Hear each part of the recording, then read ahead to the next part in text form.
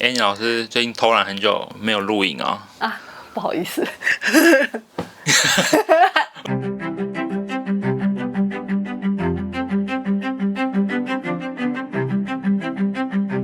我们过去呢，都分享比较多一些定义上的问题，或者是画画所面临的心理层面的一些问题，或甚至是作品的赏析。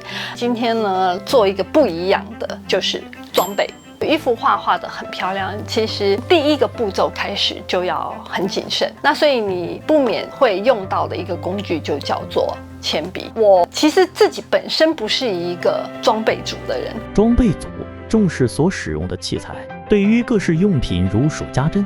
这次会想要分享的装备是自动铅笔。那我觉得主要有2大原因啊。第一个是为什么是自动铅笔？之前我用的就是素描铅笔，你就得要一直削，一直削。因为有时候我们画线稿就是要很细嘛，或者要很轻，所以你所需要的那个尖锐度是很高的。对于我画画的这种流畅性，其实是有阻碍的。你知道画画会很投入啊，然后就会有人所谓的心流状态啊，结果流到一半要出来削铅笔，那就有点扫兴。那第二个呢，有一次在帮同学改他的素描的时候，那位同学呢，他使用的就是自动铅笔。那我拿起他的自动铅笔，给了我非常不同的体验，然后那个感觉我就一直记在心里面。那什么样的体验呢？就是拿起笔来，然后要画那一瞬间，那一个笔带给手的反馈非常的明显，那这个是一般铅笔没有的，所以我就非常好奇说，那是不是不同的自动铅笔给到这样子的一个反馈？譬如说，我们坐车或开车，你就会很在乎一个体验叫做路面反馈。这时候我也觉得我还蛮在意给手的这种，不管是协助力或者是阻抗力的这种力量的反馈，我就很好奇了。于是我就开始去做一些小小的研究，然后就有了一些心得分享给大家。那毕竟每一次学期的开始，就会有一些学生问到装备的问题。人家画画学素描什么，不是都是用铅笔吗？那为什么 Annie 老师画植物学艺术会特别想要自动铅笔？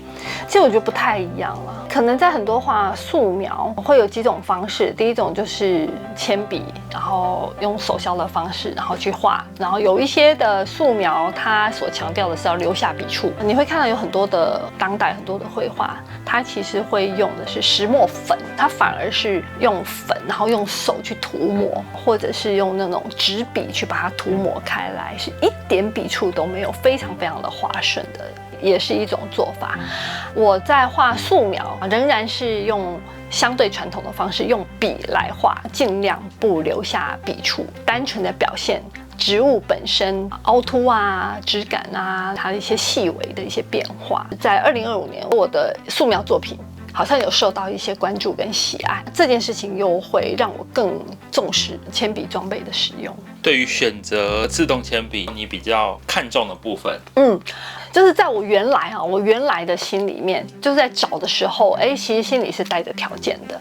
那些条件当然，第一就一定要美观吧，美观很重要，因为你想要使用一个器材，你想要跟它使用的好，相处的好，然后那你一定要喜欢它。那所以美观、外形是蛮重要。第二呢，我本来想要找的其实是比较有重量感的，那尤其是低重心的这种，因为我觉得低重心在画的时候，它有一种顺水推舟的力量。但这个是在选之前，真正你下去选或真正下去试用，又是另外一回事。好，那我们讲了这么多，都还没有看到实际的笔。好，那我们现在就进入实测环节。Pentel Technicolor 0.5mm 的，拿起来跟画起来是什么感觉？它基本上拿起来是没有什么重量感的，因为它整支就是塑胶，以不同的笔触来画画看。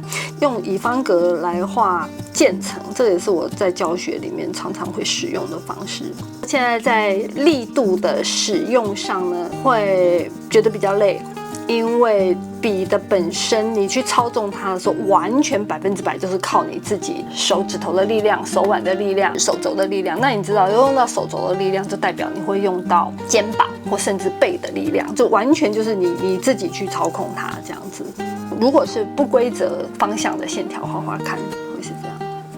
也还行，就并没有太特殊的感觉，也一样，就是所有的力道都是靠你自己去运作，好，大概是这个样子。那当然，你画出来的深度效果会跟你使用的笔芯有关系。那我们今天就不讨论笔芯，我们今天是主要是讨论笔的部分。好，这是第一支笔。那我们也可以把这支笔当成是，你从来还没踏进过这种比较 high end 一点的自动铅笔的一个基准线。第二支呢，大家都对这个品牌很熟悉，是辉博，然后它的型号是 TKFINE9713，然后0.35mm的，就跟辉博色铅笔绿色铁盒一样的颜色。那它在设计防滑的部分呢，就是简单的多角形。整支笔的重量当然会比刚刚第一支 Pentel 重一些，并没有特别感觉到重心会是在什么地方，整支是蛮平均的。那我们来画画看，因为这是0.35mm的，所以特别细，它可以画得更细腻，但是你在操控上面也要更细致一点，就是你整个的细致程度至少多个30%。所以0.35mm，如果你操控的好的话，这个渐层其实是可以画得更美的。好，然后你看到这个辉博，它画到最淡的地方，明度最高也最轻的地方，其实表现是非常好的，还蛮容易去调控手的掌握力度的。那在不规则线条的表现呢，我觉得也还不错，也很顺，在使用起来手也不会很累。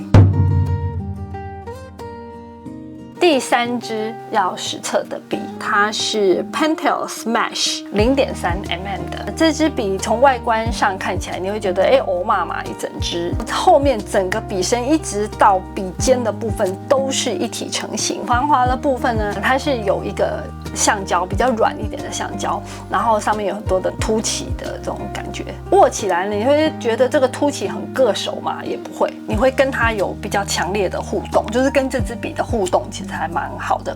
那蛮好的，第一个是在于它的这个凸起感。它不会刺激你，但它会告诉你说，我在这里这样。另外一个它有声音，可了，不知道大家有没有听到？这个声音其实也是让它很有存在感。按压笔芯，我们来听听看是什么声音哦。非常的清脆，非常的清亮。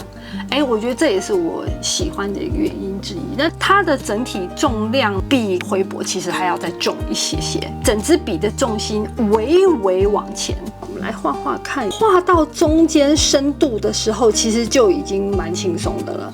即便是在轻的地方，也不飘，因为有时候你飘，你笔触就出来了，然后就失控了。其实也不飘，你从最深然后过渡到最浅，这个卸力是很自然的。然后我们来看不规则的线条，不规则的线条主要是看它的转动性，或者是流畅性，我觉得也还不错。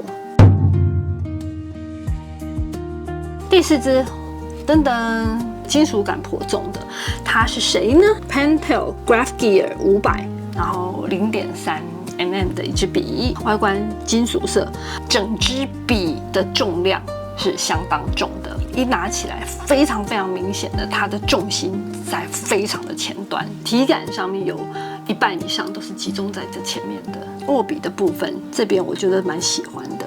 日本的厂商对于金属用很细的网格或用很细的条纹来制作出温和的防滑触感，这件事情日本人真的非常非常厉害。它出笔的声音听听看，比较扎实的声音。我们来看看画的感觉，画直线的时候就很稳，然后再画深色的部分也比较省力一点，低重心就是稳。这种不规则的线条的时候呢，如果你不把意识专注一点的话，它就会失控。我拿这支笔去画速写的话，我可能会一直要用橡皮擦。但是它在制图上面，如果你的制图都是一些平整的线条、规律的线条，非常好用。我们今天实测的最后一支笔，它呢比较有仪式感，非常有日本的感觉。装载了3个东西，一个是它的笔芯，一个是它的橡皮擦，然后另外是笔本身。它的名称是 TWSBI 3文糖，所以事实上它其实是台湾的品牌。它的型号是 Precision 0.5mm。这个金属色跟深黑色这样穿插，我就觉得还蛮好看。整支笔的重量非常的重。很漂亮，真的很漂亮。你看，连它挂在口袋上面的这个夹子都设计的有一个斜度，感觉比较精巧一点。但它的重量真的是不可忽略。听听看它出笔的声音，比较没有特别，光拿着觉得有点重。我们来画画看。我觉得这支笔它的主要用途可能不是在绘画上面，拿它来绘画可能就辛苦了一点，因为蛮重的。我现在才画到1/3，我就能够感觉到我的小手臂很酸。我觉得如果是拿它来画植物学艺术，应该会很累。虽然很重，但它没有特别的重心倾向。就是拿来画不规则线条的话，就没有像刚刚 Graph Gear 那样子有阻抗性。但我可以明确的感觉到，如果我拿它来画画的话，我一定画不久。好，这是我们今天的实测。那我们刚结束了这个实测环节。假如说你选对一支好的笔，对于你的作品来讲的话，你觉得实质上会有多少帮助啊？我觉得如果一幅作品的成功来讲的话，当然你自己的技术跟经验占1半以上，可能会高达60几分、70分，其实都还是在基本能力上面。许多的艺术家，他每一幅画其实会有一些的变化 ，OK， 可能在好好坏坏上面，在风格上面，或者都会有一些小小的波动，会蛮多来自于心态，是不是心态平稳啊，心态平静啊，有耐心啊等等的这些，大概占15%左右这样子。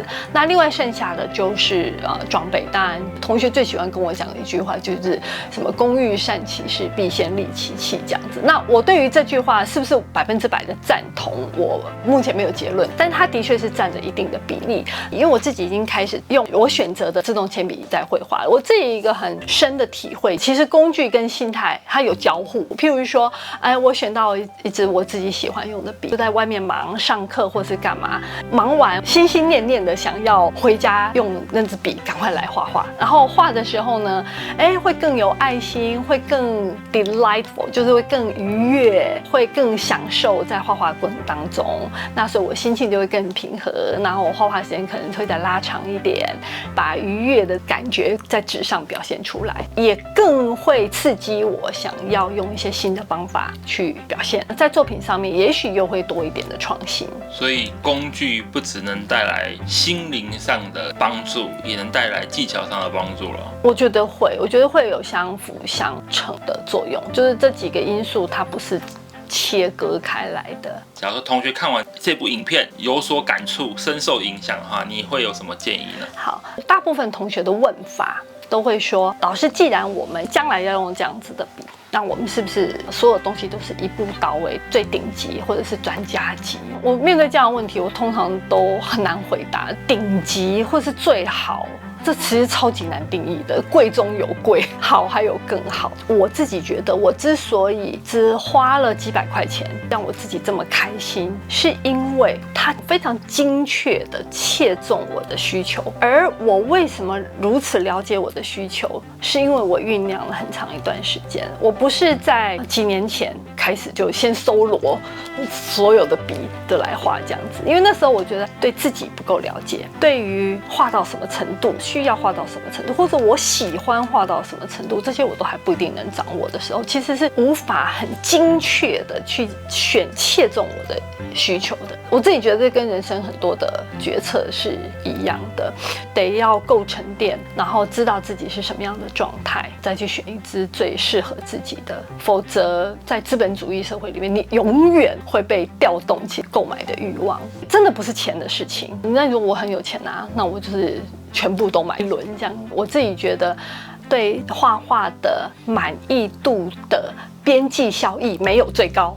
对啊，这是最贵的，Annie 老师也没有觉得很好画啊。对，所以还是要了解自己的用途啦。当然也是了解说，那我的作品的取向大概会是什么样子，我自己用力的方式，我自己画画的时长，还有我自己的身体结构。那我相信大家看完这部影片，应该最想问 Annie 老师的问题就是什么时候要色铅笔给同学看呢？下一步就色铅笔。我们这次就先自动铅笔的部分，自动铅笔就先这样子，就先这样，希望对各位有帮助喽，谢谢大家，拜拜。